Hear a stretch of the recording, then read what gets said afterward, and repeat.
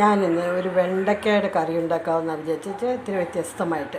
അതായത് വെണ്ടയ്ക്ക വേണം, അത് ചെറുതായിട്ട് അരിഞ്ഞത്, ഉള്ളി ചെറുതായിട്ട് അരിഞ്ഞത്, തക്കാളി ചെറുതായിട്ട് അരിഞ്ഞത്, കരിയാപ്പില, മല്ലിയില, പിന്നെ ഇഞ്ചി കുറച്ച് നീളത്തിലരിഞ്ഞത്, വെളുത്തുള്ളി നീളത്തിലരിഞ്ഞത്, പെരുംജീരകം, മല്ലിപ്പൊടി, മഞ്ഞൾപ്പൊടി, മുളക് പൊടി, ഇത്രയും സാധനമാണ് നമുക്ക് വേണ്ടുന്നത്.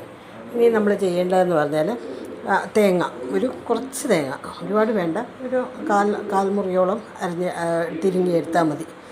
മൊത്തം ഒരു മുറി തേങ്ങ വേണ്ട, കുറച്ച് തേങ്ങ മതി. നമ്മൾ ചെയ്യേണ്ടതെന്ന് പറഞ്ഞാൽ പെരുംജീരകവും തേങ്ങയും കൂടെ നല്ല ഭംഗിയായിട്ട് അരച്ചെടുക്കണം. അത് കഴിഞ്ഞ് ഞാൻ വരാം. എപ്പോഴും ചെയ്യുന്ന പോലെ തന്നെ ചീഞ്ചട്ടി അടുത്ത് വെച്ച് അതിനകത്ത് കുറച്ച് എണ്ണ ഒഴിച്ച് ചൂടായി കഴിയുന്നുണ്ടെങ്കിൽ നമ്മൾ കരിയാപ്പില ഇട്ട് കൊടുക്കുക.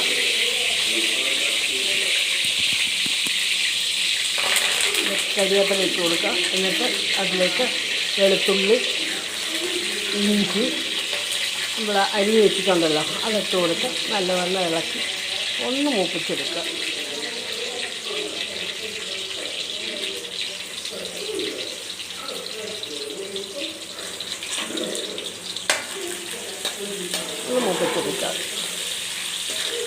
ചെറുതായിട്ടൊന്ന് മൂത്ത് കഴിയുമ്പോൾ തന്നെ നമ്മൾ അതിലേക്ക് അരിഞ്ഞ് വെച്ചേക്കുന്ന സവാള ഇട്ട് കൊടുക്കുക.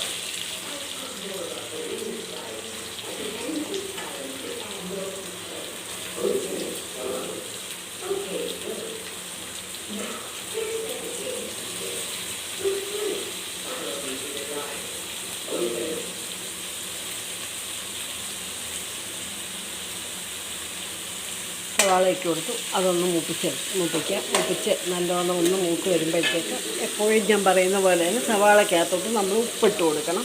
അപ്പോൾ പിന്നെ പെട്ടെന്ന് മൂത്ത് വരുമല്ലോ. അപ്പോൾ കുറച്ച് ഉപ്പ് അതിലേക്ക് ഇട്ട് കൊടുക്കുക.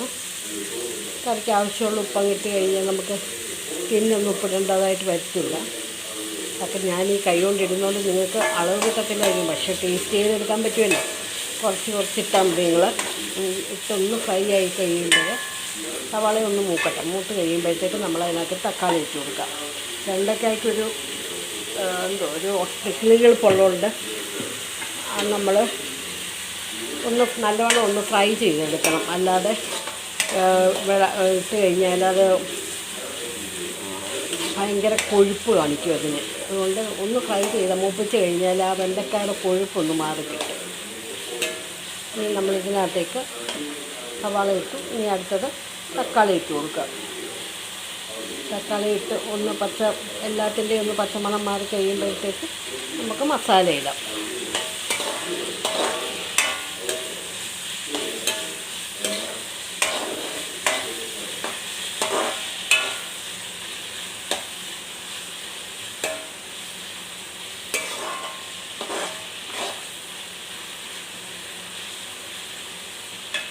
അതിലേക്ക് നമ്മളുടെ വെണ്ടയ്ക്കയാണ് മെയിനായിട്ട് എടുക്കുന്നത്. അതുകൊണ്ട് വെണ്ടയ്ക്ക ഇട്ട് കൊടുക്കും. വെണ്ടയ്ക്ക ഇട്ടൊന്ന് ഫ്രൈ ആവണം. എന്താ വെച്ചാൽ വേറെ ഒന്നും കൊണ്ടല്ല, അല്ലെങ്കിൽ അതിനകത്തൊരു കൊഴുപ്പുണ്ട്. വെണ്ടയ്ക്ക കൊഴുപ്പ് നമ്മുടെ കറിയിലും കാണിക്കും. ഇതാകുമ്പോൾ ഒന്ന് ഫ്രൈ ആയി കഴിഞ്ഞാൽ കുഴപ്പമില്ല.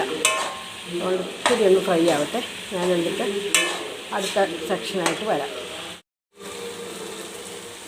വെണ്ടയ്ക്ക ഒന്ന് ഫ്രൈ ആയിട്ടുണ്ട്. ഇനി ഇതിലേക്ക് നമ്മൾ എടുത്ത് വെച്ചേക്കുന്ന മസാലകളെല്ലാം കൂടി അങ്ങ് ഇട്ട് കൊടുക്കുക. അതായത് മുളക് പൊടി, മഞ്ഞൾപ്പൊടി ആൻഡ് മല്ലിപ്പൊടി 3 എണ്ണം കൂടി ഇട്ട് കൊടുത്തേക്കുക.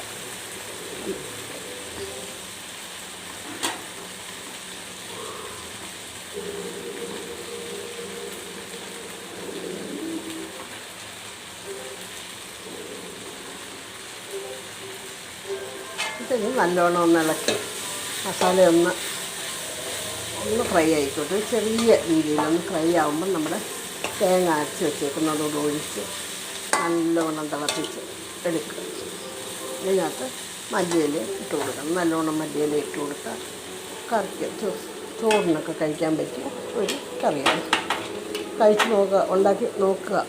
എല്ലാം കണ്ട് വെറുതെ വിടാതെ പ്രാക്ടീസ് ചെയ്ത് നോക്കുമ്പോൾ നിങ്ങൾക്കും മനസ്സിലാവും. പുതിയ കറികൾ എങ്ങനെയാണ് ഉണ്ടാക്കുന്നതെന്നുള്ളത് മനസ്സിലാവും. അപ്പം